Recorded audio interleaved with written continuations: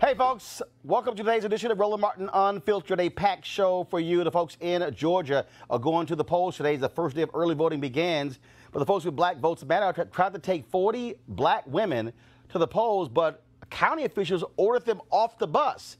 They'll join us live from the road to explain what in the world is going on with voter intimidation there in Georgia. Also, folks, we're covering our next story, and we'll be dealing with what's happening again with voter suppression in other states, also giving you the deadlines, what's happening there as well. Also, what the hell is going on with these privileged white women who are losing their damn minds?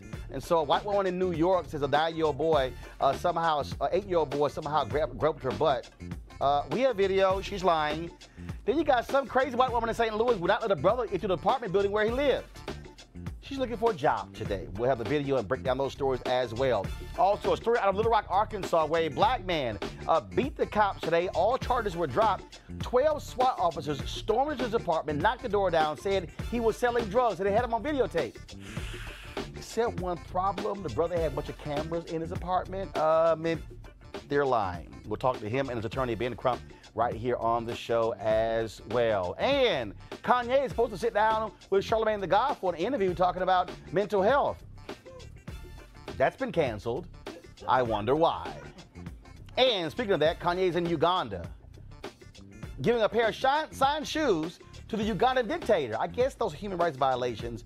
I guess they don't get Google in the Kardashian household. What the hell is going on, y'all? It's time to bring the funk of Roland Martin Unfiltered. Let's go.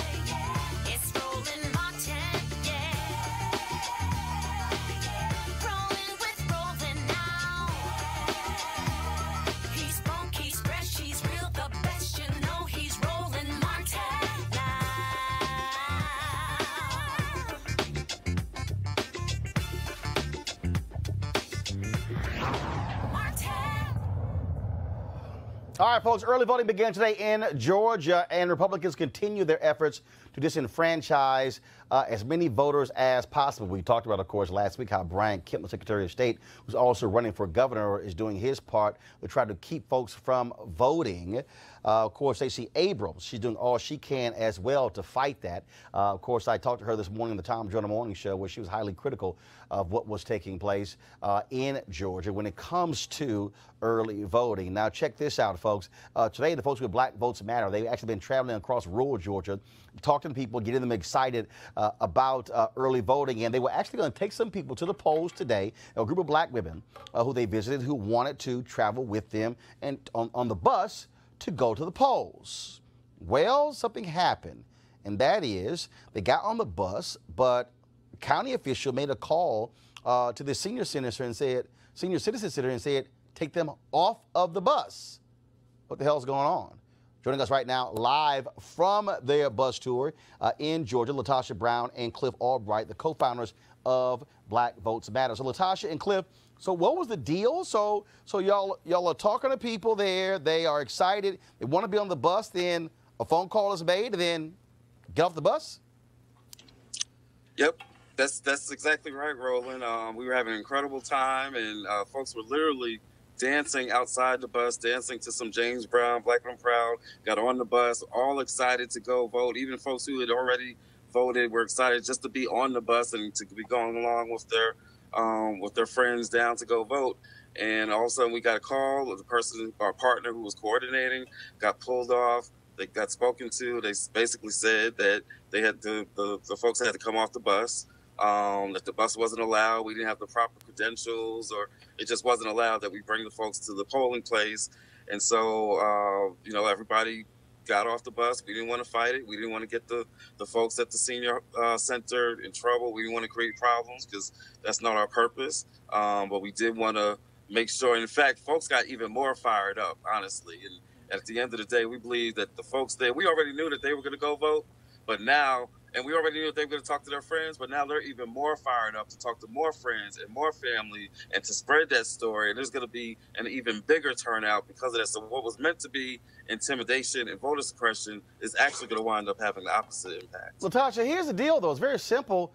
Anybody could drive anybody to the polls. It's not like you have to be a voter registrar to drive somebody to the polls. Absolutely. I mean, this is part of what I'm so glad, and we actually caught it on video. This is the kind of intimidation, voter intimidation, that has always been going on in the Deep South. There was absolutely nothing that prevented people from. We have a chartered bus. These are the kind of buses that take folks to the casinos, that take churches. We have an insured, chartered bus that we have taking folks to go to the polls. They actually asked us to get on the bus to go vote. So it's by their own choice. It's a chartered bus. There was nothing to prevent them. What we were told is that someone had passed by, saw the folks getting on the bus, had made a couple of calls, and a county commissioner. Now all of a sudden, all the county commissioners, none of them are taking responsibility for it, but someone called the director of that facility. And mind you, this is a day facility. It's not like the people live there. It's just a community center. So the people that came are independent folks who come on their own. They come to go, they're seniors, they have senior activities there. So there was technically nothing that legally really prevented them from being able to get on the bus and vote with us, other than this tactic of intimidation. Because they go to the center, because the center is important to them, they reached out to the director of the center, and in that process, she said that they couldn't get on the bus. It was their individual voters. There's nothing that it's as if somebody else is making a determination for our folks. And these are people, y'all, that are seniors. These are senior citizens. So if any of you all got someone, like your aunt and your grandmother and other people, that technically, particularly little things like that, to intimidate them, it has a particular kind of impact on them. Now, what was really surprising for us in this process is, and we even have video of them, they were getting off the bus singing. It was like, they weren't even surprised, because this is such a tactic that is so often done. What was even more ironic is essentially we weren't the ones we came down to do the rally. There had already been provisions made to take them for early voting made by the center. So after they got off our bus, they went and got on the other bus being prepared to go vote. Well, somehow that same call, or I don't know if it was a subsequent call or not, said that they weren't going to take them to vote at all that day. They would go another day. So the entire, all of these seniors that wanted to go early vote, not only were they intimidated or to not vote and go to the polls with us on our bus, but the prearrangements that had been made for them by the center also got canceled. Those are the kinds of tactics that have been used in the rural South that nobody is holding folks accountable to, that our people deal with day in and day out. And we just happen to have this time, we have it on tape. And of course, y'all are traveling all across Georgia, going to a lot of these rural towns. And again, places where in the past, Democratic gubernatorial candidates, frankly, ignored those voters, trying to appeal to, frankly, white suburban voters or white moderate voters. But Stacey Abrams is really focusing on turning out those folks who've been marginalized in the past. Yeah, exactly. I mean, these are the kinds of counties that we've been going to. And in fact, right now we're in another similar county. We're in Milledgeville, Georgia, and we're actually passing by a Stacey Abrams event. And so she's had a very deliberate strategy to pay attention to counties which in the past have just been ignored. And that's been the reaction that we've gotten everywhere that we've gone. It's just been people just saying, thank you. Thank you for not forgetting about us. Thank you for not just going past us on the highway as you're going up and down between the big cities. Thank you for connecting us. Thank you. People just feel isolated. Sometimes it's hard for folks, even just to get materials from candidates, to get push cards or signs. They're completely ignored. Their own activities to try to mobilize the votes are underinvested in. They get no resources to help put canvassers on the ground or tools to do phone banking or texting, whatever it is. Folks are just kind of left out there. And so that's why it's been such a big part of our strategy. It's one of our 5 core beliefs. We say Black voters matter everywhere. And that means in every one of these counties, whether it's rural urban, whatever it is, if there are Black folks there, then that's where we're going. And we believe that that's really the strategy that Stacey Abrams has been following too.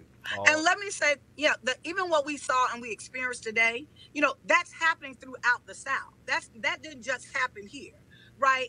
Those kind of tactics. It's not just voter suppression. Doesn't just come in the form of the 53,000 registrations that the Brian Kemp is trying to kick out, or the Randolph County where they want to close. On an every day-to-day basis, Black voters are subjected to voter intimidation strategies like we experienced today, or voter suppression tactics, be it legal or illegal.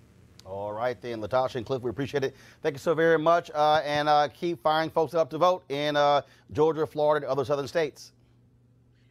Thank you. And thank you, Roland. Thank you for this platform, and thank you for allowing us to share our story. We really, really appreciate you being able to provide the platform for us to get our stories out. Thank you. All right. I certainly appreciate it. Thank you so very much. Also, folks, young voters are going to be critical when it comes to the election all across this country, but especially the South, and especially in Maryland, Georgia, and Florida. The National Coalition of Black Civic Participation. I'm trying to get it out. They are really focusing on those young voters between now and November 6th. Joining us is Melanie Campbell, of course, who leads the organization. Melanie, so explain this HBCU challenge. Hey, thanks, Roland, and so a shout out to my sister Latasha and Cliff, and just know, we got your back.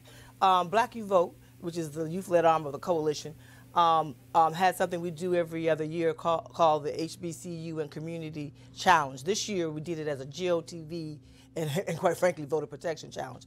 It's led by the young people. I guess I'm still in that category, right, to talk about it, but we have young people in all of our states and with all of our partners. One of my partners that's in the room is Cleola Brown with APRI as an example, and we're actually engaged in young people getting their peers. It's a peer-to-peer model where they go and they use pledge cards. This year it's been upgraded to use text messaging to encourage young people to vote, but also encouraging young people to become poll monitors for just some of the stuff that we've been sitting here talking about. And so it's just another tool that they created through Black You Vote to help young people encourage them, each other. It's a peer-to-peer model. Amari Foster, you're one of the organizers for Georgia Stand Up. You're joining us via Skype. And what are you seeing, what are you hearing there on the ground? Can you hear me? Amari? All right, looks like we have some audio issues there. Yep. Melanie, you have actually been to Georgia, some other places. Yes. Are we seeing a level of activity that we have not seen in recent years? I was in Georgia for 10 days and actually was at Clark Atlanta University where I graduated some years ago. The energy is there. While I was in Georgia, Stacey Abrams is one of my young folks that used to be an intern for me, so I'm really honored and proud just to see her. Just on a side note, glad to see her leadership blossoming as it has. But young people are fired up, and this issue around those 53,000 voters that were not purged, but may not be able to vote.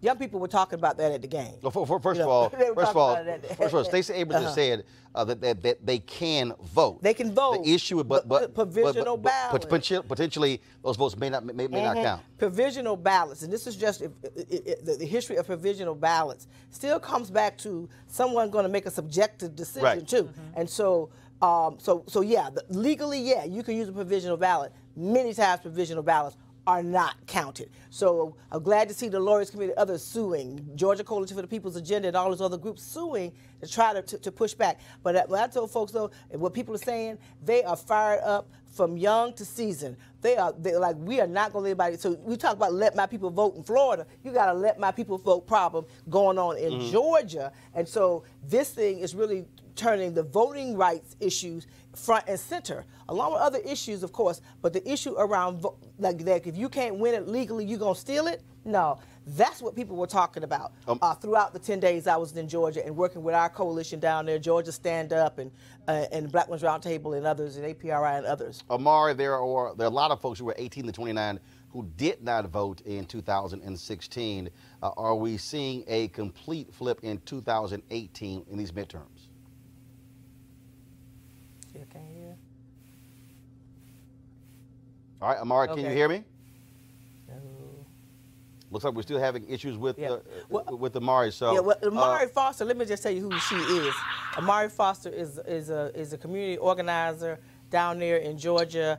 Works with Deborah Scott with Georgia Stand Up. They're one of our partners, and really she's been she's been at City Hall all day because we were talking earlier, and so she's one of the sharpest young ladies I've met in a very long time. I think she's trying to talk now. All right. So what we'll do is so do we have Amari? If we don't, then I'm gonna have to move on.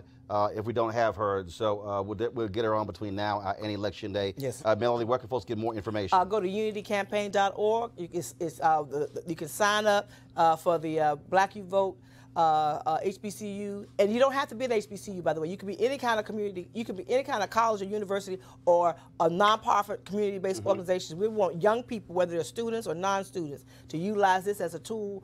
And we know that millennial vote, Gen X vote, Gen Y vote, young people vote is a powerful tool. And we think that's going to be part of the secret sauce. You know, I was talking about black women out here with black women, but young people, I think, are going to surprise us in many places this year. All right, Melanie Campbell, we sure appreciate it. Thanks a lot. Thank you. All right, folks, let me give you these deadlines. Critical deadlines are coming up when it comes to you being able to register to vote over the next 5 days. First off, October 15th, the deadline to register in Virginia. Again, is October 15th. October 16th, we have several states: Kansas, Maryland, New Jersey, Oregon, West Virginia. Okay, let me repeat those again: Kansas, Maryland, New Jersey, Oregon, and West Virginia. October 17th, Massachusetts and South Carolina. Okay, Massachusetts and South Carolina. Massachusetts, you have Ayanna Pressley, of course, who may be the first woman of color representing Massachusetts in Congress, who is running there against South Carolina. October 18th, Nevada. You have Stephen Horsford, of course, the former member of Congress who is trying to return to Congress, who is running there as well. Plus, you've got Aaron Ford, who is running for Nevada Attorney General, an African-American there. October 22nd, Alabama, California, and South Dakota. So again, those are the states all coming up, all the voter registration deadlines. Also, keep in mind, folks, there are deadlines when it comes to absentee balloting, requesting that information as well. And so you must remember all of those deadlines that are critically important if you want to vote in the midterm elections. Now, over the weekend, Brian Kemp in Georgia used the language of white supremacists, segregationists, when he was complaining about the folks who have been critical of him for those 53,000 votes Melanie was talking about, as well as LaTosha Brown. Over the weekend, Brian Kemp, who is the Secretary of State and a Republican running against Stacey Abrams, he said, he used the language, outside agitators coming into Georgia and stirring things up. If you think back to Ross Barnett in Mississippi, think back to George Wallace in Alabama, think back to Lester Maddox in Georgia. That was the same language those segregationists used against folks with the Black Freedom Movement in the 1950s and 1960s. I want to go to our panel right now and bring them in and get their thoughts about this before we go to our next story. First and foremost, we have, of course, Michael Brown, former vice chair of the DNC Finance Committee, Avis Jones-DeWeaver, leadership strategist and author of How Exceptional Black Women Lead, Malik Abdul, National Communications Director for the Black Conservative Foundation. Malik, anytime we hear, again, certain words, when you say outside agitators, if you black and you understand your history, you know exactly the language and where that comes from. I disagree with that. I don't think there's any racial motivation or intent behind someone saying that they're outside agitators. If we can't say outside agitators when talking about a race, especially one that in Georgia that we're talking about, I mean, where are we now? Malik, you do know our history. Absolutely. When folks were fighting for the right to vote, when they were filing lawsuits demanding civil rights, and when the language of outside agitators was used to describe civil rights organizations who were complaining about being disenfranchised. You do know that history, correct? Absolutely. Okay. But But that doesn't mean that when he said what he said, what Kemp said, he had racial intent behind saying that. Okay, I so mean, it's a common phrase, outside agitators. No, it's not. Common phrase. No, actually, it's not. They are. It's not a common phrase. We talked about it. We're talking about it now here in the District of Columbia, where we're talking about outside interests who are trying to influence our. No. Outside interests. Interest agitator. Okay, Avis. I mean, it's the same thing. No, it's not. It's not the same thing. Oh my God, that is absolutely ridiculous. It's laughable. That's why I'm laughing. I mean, I have never in my life, ever heard the phrase outside agitators outside of the specific context that we're talking about it now in terms of the racist history of segregationists. And not only, and it's true, that itself is not laughable. That itself, in fact, is accurate. Okay. Now, here's the thing. When he said that, he was not only saying that to black people in terms of we know what that means. He was saying that to white people in the South who also knows what that means. And so he was sort of giving a wink and a nod to his specific constituency saying, hey, I got this. I'm going to keep them in check. And I'm going to make sure that we continue to do everything that we can to suppress the black vote, which, in fact, he's been doing for years. Now, Michael, I talked to Stacey Abrams again this morning on the Tom Joyner Morning Show, and she said she also found the comments to be utterly ridiculous. She said because it's actually Georgians who are white, who are black, who are Asian, who are Latino, who are filing suit demanding their right to vote. When you hear a guy like Brian Kemp say outside agitator, what immediately comes to mind for you? Well, I've never heard a white supremacist being called an outside agitator. Clearly, there's a connotation. That's what's interesting. I'm trying to figure out what history books you were reading from as a youngster. Because I don't understand. I've read quite a few. They called Dr. King an outside agitator. Yeah. They called Malcolm X an agitator. Absolutely. But never white supremacist. Why is that? Well, I mean, I can't answer for why Kemp said what he said, but I do know that it's not racist to call anyone an outside agitator if that's what they are. But that's just because of how you receive it. But that's just because of how you receive it. What are outside agitators then? By definition, then you said if that's what they are, who are they? The same interests that are here in D.C. trying to influence the election here in D.C. I don't know who they are. No. There's national money pouring into the race. When you say the same interests here in D.C., hold up. So, do you consider the NAACP Legal Defense Fund to be an outside agitator? They're outside interests, absolutely. No. Do you consider the NAACP Legal Defense Fund to be an agitator. outside agitator? No. I'm using the words of Brian Kemp. Well, right, but there may have been other words that he could use. I would have said outside interest. Hold up. The NAACP Legal Defense Fund is a national organization. Right. So therefore, how are they an outside interest or agitator? If they were trying to influence an election here in D.C., I would actually consider them an outside. I'm sorry, you do know that the Lawyers Committee for Civil Rights Under Law, as well as Transformative Justice Coalition, as well as NAACP, Absolutely. LDF, you do know that they typically file lawsuits in different parts of the country, especially the South, as it relates to the voting interests of black people. Absolutely. So therefore, how are they outside if they're also representing black people in Georgia? They're still outside interests. So there are local interests and there's outside interests, or national interests, if you will. In the case in Georgia, what we're talking about here, we're talking about an existing law that was on the books. The same groups that sued Georgia. Actually, let me give you a little bit of history. You need to back it up. What you actually had was a practice by Brian Kemp where he was slapped down by a federal judge. Then the Republican legislature then chose to go back, forget the federal judge, and then make that an actual law. Right. That's actually what you had there. And it's the same group. So I ask you again, do you believe the NAACP Legal Defense Fund should file such a lawsuit against Georgia, protecting the interests of black voters? Sure, they can. They absolutely can. But I also don't think it's inappropriate or inaccurate to call them an outside interest. Michael? I don't. That's what they are. He was called outside agitators. Yeah. Let's get the language correct. Right. And he knew exactly. Outside agitators are I would love for you to be able to quote an example where a white person or a person of color even used the word outside agitator to refer to white people, for example. I don't know of any other context. And when that specific phrase has been used, other than having it be used as a weapon against the interest of black people throughout our entire history, I have never heard it used in any other context. Can you provide me an example of that? We're talking about weapon. It's the Can same you thing examine me an example It's the of that? same thing that Stacey Abrams doing, using this whole idea So I that take they're that to trying mean to you can't purge provide the an example. 52,000 people, using it as a weapon. It's dog whistle politics. Exactly. That's what I'm saying. But we do know that that's something that Abrams is engaging in. How so?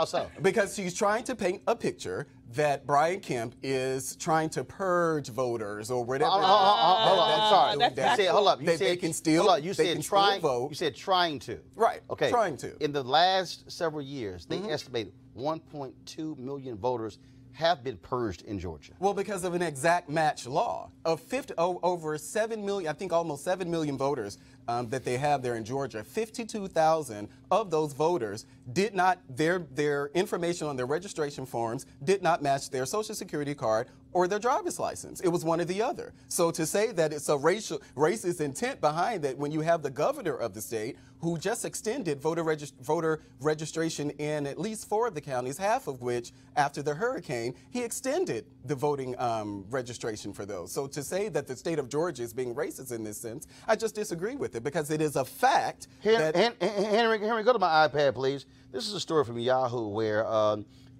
Joseph Crespino, professor of 20th century U.S. history and chair of the history department at Emory University in Atlanta. This is what he said. He said, Brian Kemp refers to his critics as outside agitators. You can't make this stuff up. He said that the term is heavily freighted with racially charged meaning dating to its use by pro-segregation leaders during the civil rights movement.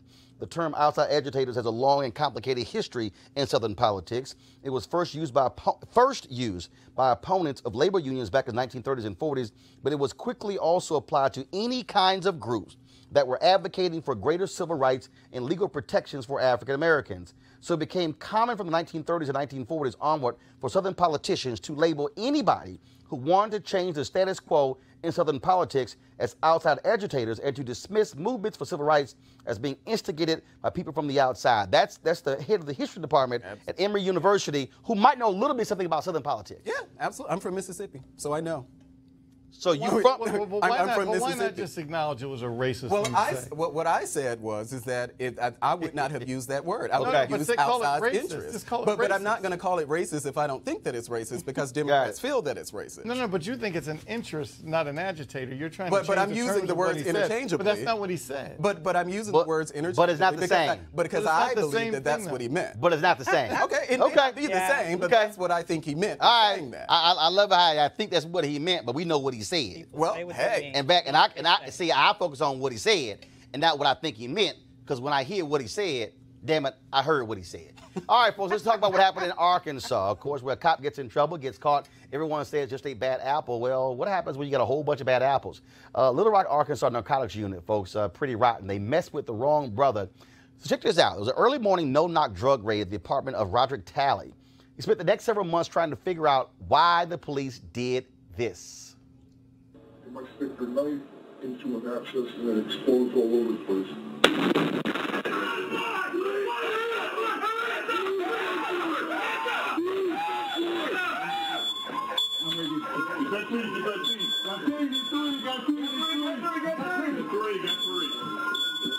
We are dominated. Hey, Griff. Both have not holding the room or contact on frame. Not enough information in this script. Mechanical breachers.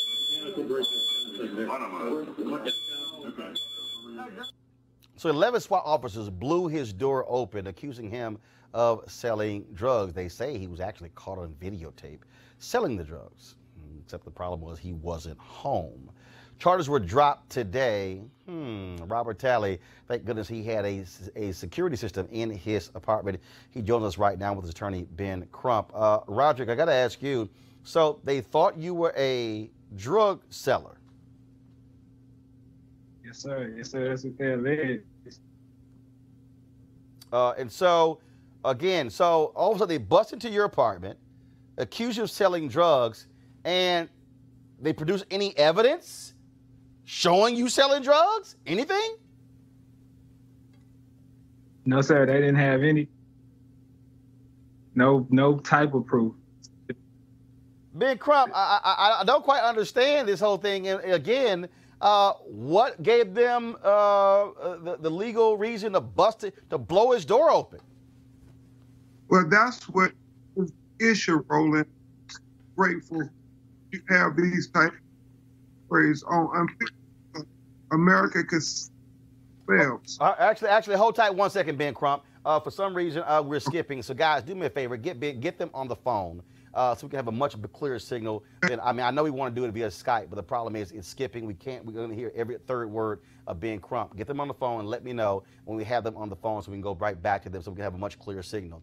I do want to do this story right now, though. A far-right Trump-supporting hate group, the Proud Boys, beat up some left-wing protesters on a Friday night as the New York City cops watched and did nothing. Now, they arrested 3 of the left-wing protesters, but none of the Proud Boys. But now, days after the video surfaced, now the NYPD says they have enough evidence to charge 9 members of the group with rioting or attempted assault. Maybe it's because the damn video went viral. Press play. Oh my God. Oh my God. No. Oh my God. No.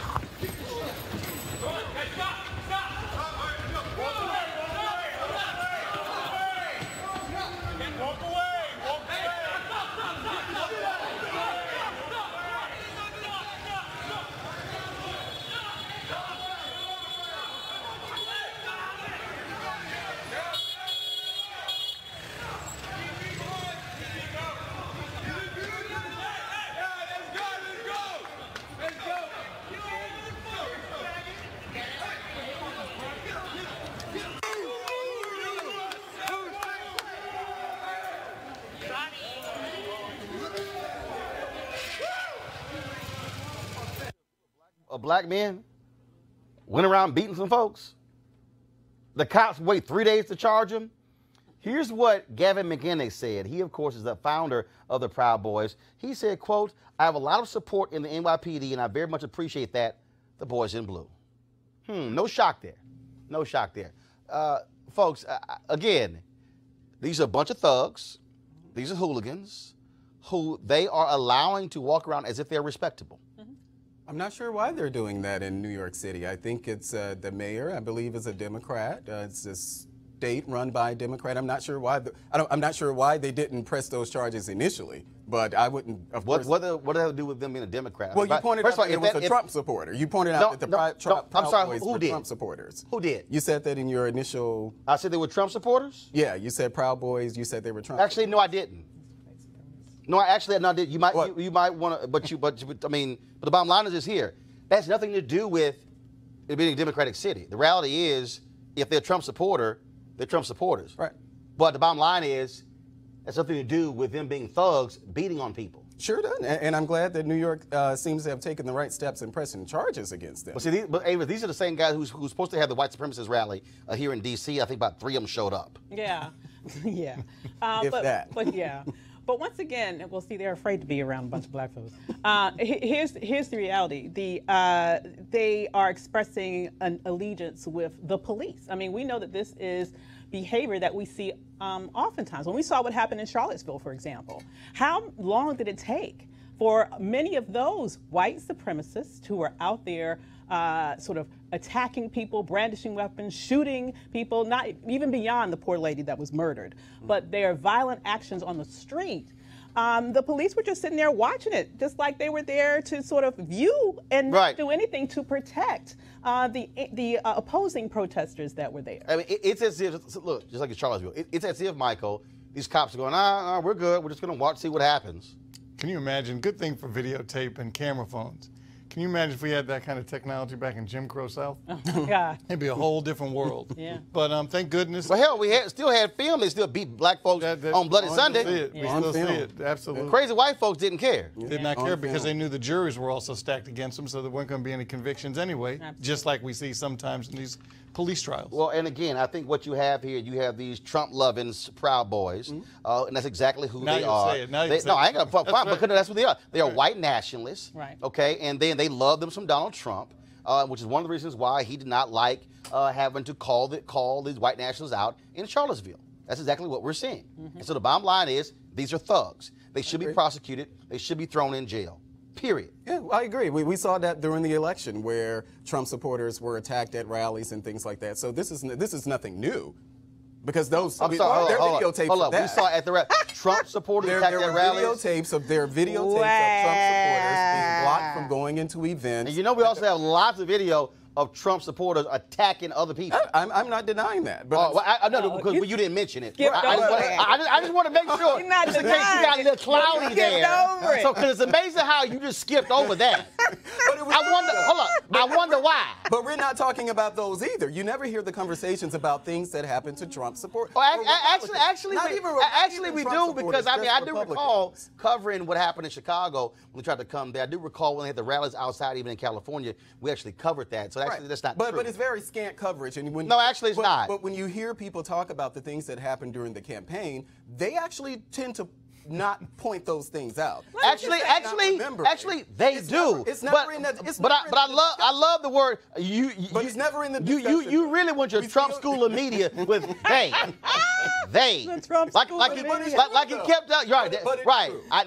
That's a good degree from Trump University. They. Yeah, we never. They can never define they, but we mentioned they. You know, this is a teachable moment, because this is the very definition of false equivalency. No, okay. Yes, it is. It's your definition. Because here's well, that's right, because it's the correct definition. Well, okay, because this is what happened. This is what we know. Because I have facts on my side, dear. Okay. We know that if you look at quantitatively, I'm not even going to respect that with an answer. Go ahead. We all know what happened and what didn't happen. We all know that your standard bearer, apparently the person that you're proud of, was telling people in his rallies to go and beat up people and offering actually to pay for them in terms of in case they were charged. We also know there were numerous. But you skipped over that, dear. Yeah, but he was wrong for saying that. I don't happen to remember anybody outside of Trump rallies offering anything like that. Well, do you? I don't think I do. And so, kind of got you on that, Malik. It's very interesting to me. They're just doing it now with the Democrats, Eric Holder and Hillary Clinton and all of those.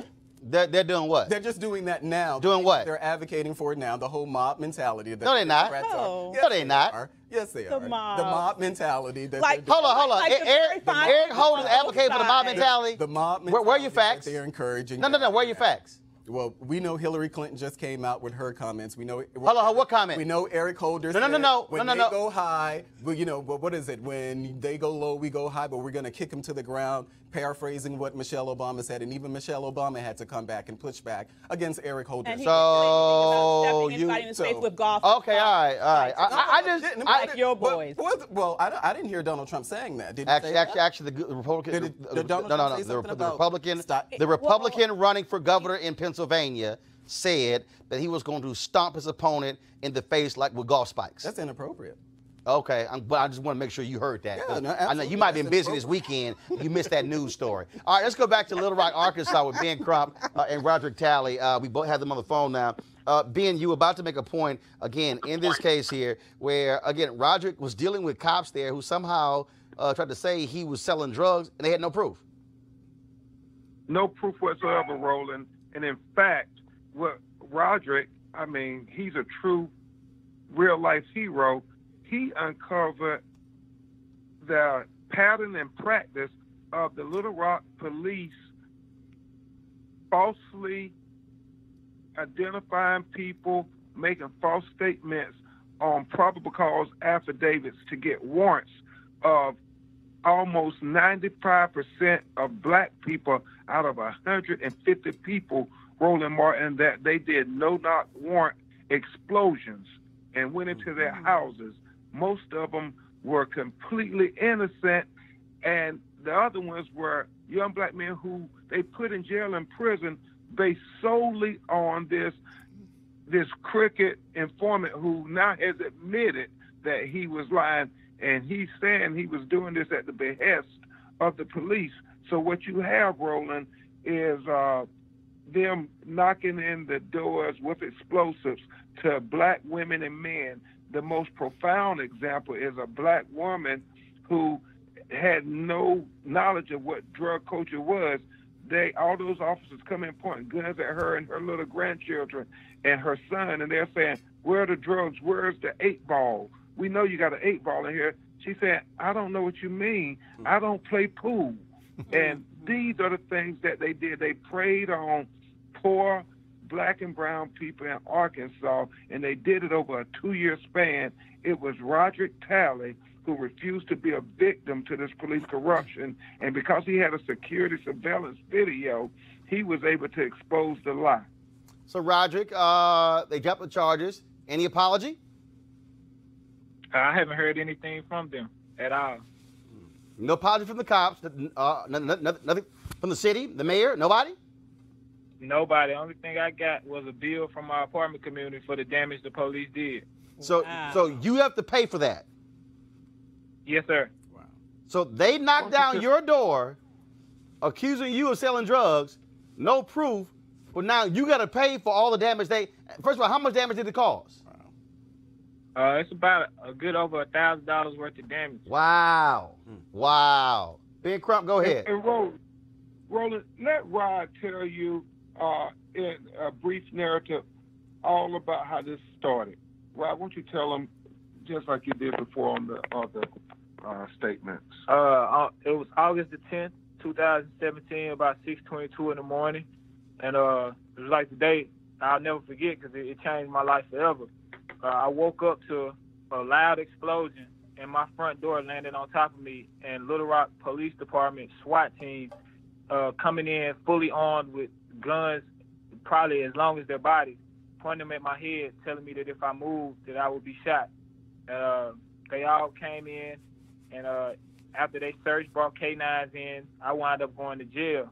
And at that moment, while sitting in jail, I realized that something that my mother had already told me, my mother who's now deceased, told me that to stand up and fight. And when I got out of there and got home, I reviewed my surveillance footage from my security system, and at that moment I realized that I would be able to do something that a lot of black men haven't been able to do, and that's be able to prove that the police told a lie. Wow. That is absolutely crazy. Ben Crump, I take it a civil suit's coming next. Absolutely, and not just a civil suit on behalf of Roderick Talley. Roland, they did this almost 150 times. We don't know how many more we've been able to prove. The same narcotic detectives have done this 150 times. And get this, Roland, they've only done it to about 5 white people, maybe about 20 Latino people, and everybody else was a black person they did this to. And all these affidavits are cut and paste. You can have the same affidavit. All they did was change out the black person's name. So this is a true major victory because they're now having to vindicate these black people who were put in prison falsely. They're going to get out of jail, and we're going to make sure they're compensated. And we want the prosecutor to hold these corrupt cops accountable. But it's a great day because so many black people around America, Roland Martin, and I know you cover all America with Unfiltered. How many black people say, I didn't do it? The police are lying on me. Well, today they have a new hero because Roderick Talley, a young man on his own, he was able to expose a system of corruption that proves they really were targeting black people to fake warrants to get affidavits just to put us in jail. Ben Crump, Roderick Talley, we certainly appreciate it. Take him to the cleaners. Hey, Mike Lowe, we are all on it, Roland. We're going to come back when they start letting some of these black people out of jail so you can talk to them. All right, we surely appreciate it. Thank you so very much. Thank you. All right, thanks a lot, Roger. You take care. All right, folks, going to a break right now. We come back. Crazy-ass white women. That's next. Roland Martin Unfiltered. Now, look, I'm a tech person. I love being able to email stuff and PDFs, you name that. But also, there are times when I have fans who want me to actually personally autograph a photo, which means you got to print it out. Freeprints.com gives you 1,000 4x6 prints every single year straight from your phone for free. You can print photos from Instagram, Facebook, and other sources. Now, very simple. You only pay a small shipping charge, no subscriptions or commitments ever. You can also get other size prints, and the photos are great quality. Now, I know some of y'all might be saying, okay, that doesn't happen. Well, when I went to the White House, one of the ushers there wanted me to autograph a photo. We took a picture, but she didn't have an email, and I had to also go to a store, print the photo out, out, sign it, and mail it to her. Well, with freeprints.com, I can print it right there from my phone. It'll be shipped to me. They're the #1 rated photo printing app in the world with more than 100,000 5-star reviews. It's available for iPhone and Android. Download for free, freeprints.com, and be sure to put in there when you heard about it, just say Roland. All right, folks, y'all be sure to go to freeprints.com. Again, put in Roland. Put in Roland when you do so. Okay. What the hell is wrong with white women? First, we got the white woman calling the cops on the brother who was trying to barbecue in Oakland. Then we got the white woman calling the cops on the sister who trying to sell some lemonade in the Bay Area. Then we got, I guess some other white women stores acting crazy, but now we got 2 more ignorant white women, okay? So let's deal with the first one, in New York, all right? So this crazy white woman's in the store, okay?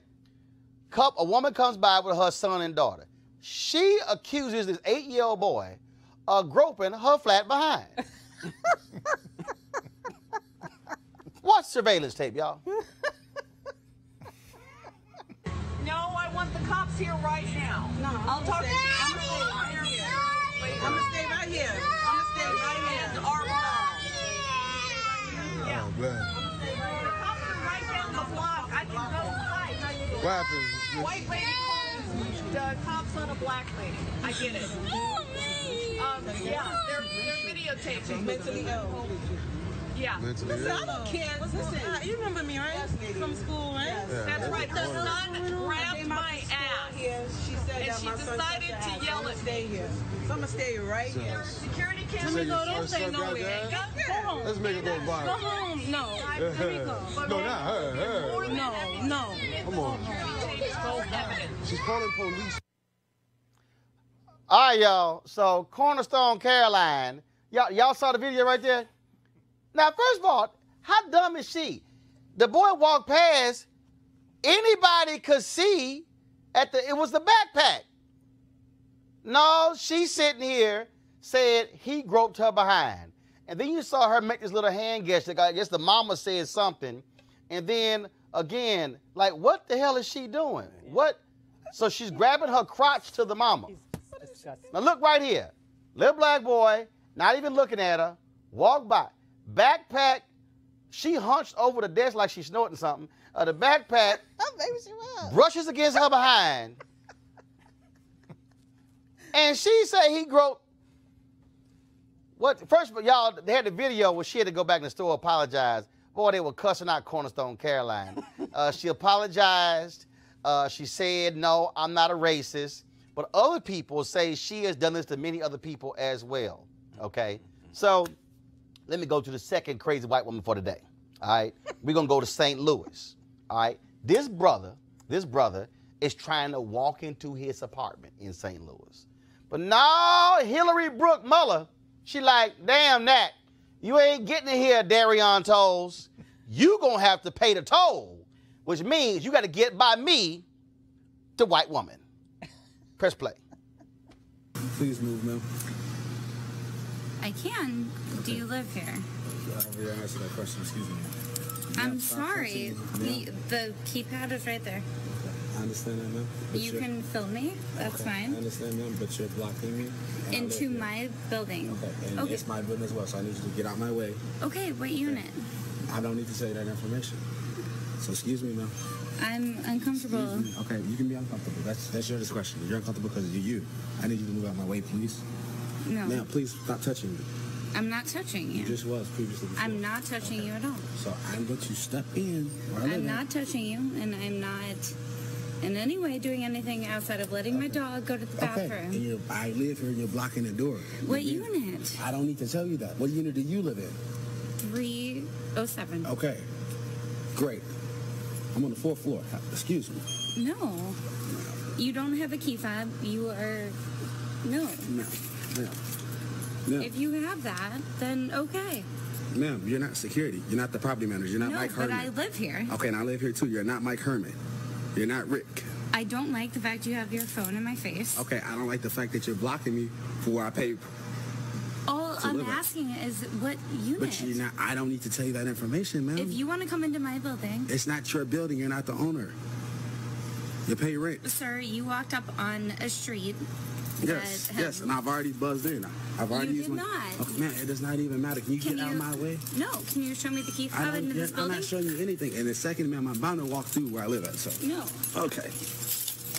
Can you show me the key fob into this? No. Excuse me. No. Excuse me. Are you kidding me?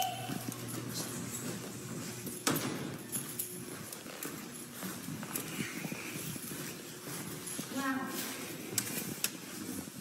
Call the police, whatever you want to do. Where are you going? Do you have a key fob that looks like this? You can film all you want. I'm not being rude. I'm not being disrespectful. You walked into a building that I was taking my dog out and pushed your way in. No.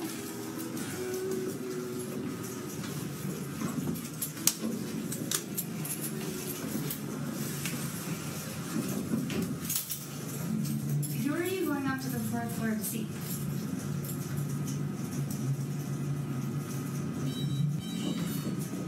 No, I want to know who you're going to see. So now you're going to follow me? I am. Why? Because I would like to know who's friends and why you're here. Because I live here. And if you do, then I would like to meet you because you're a neighbor. And You didn't start off on a good note. I don't want to do no dealing with you. I'm going to my house. I'm going to my house. Where I live at, where I pay. I would like to introduce myself then as a neighbor. I would like to introduce myself. I do not want to speak with you. Please stop following me. I'm going to call the cops for harassment. That's my next step.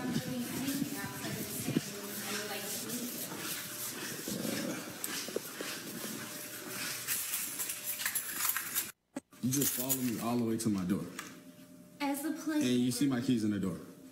That is so, that... As a record, I just want to say hi. Ma'am, What is your name? Ma'am, you just, no. Have a good night, ma'am. Don't ever do that again. You look pretty stupid on video. Have a nice night. And my name's Mr. Tolles. Thank you.